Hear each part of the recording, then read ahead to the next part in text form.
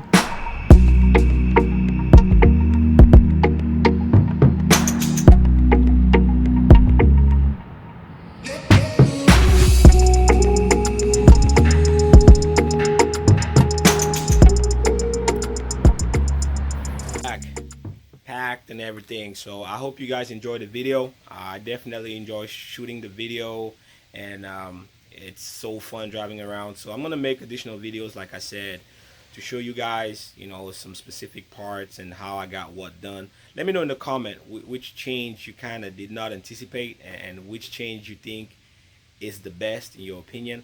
I would like to know, and which change, of course, you think it's dumb. That's part of the build, the deal as well. So, but yeah, guys, thanks so much for taking the time watching the video. Don't forget to like, subscribe, share. Shoot me some emails if you have questions regarding some custom work.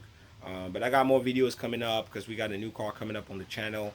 We got touch up going on the Expedition. There's so many things going on. There's a car that's about to leave us as well. So don't forget to subscribe. Appreciate you guys. Everybody stay blessed. And I'll see you guys around. Cheers.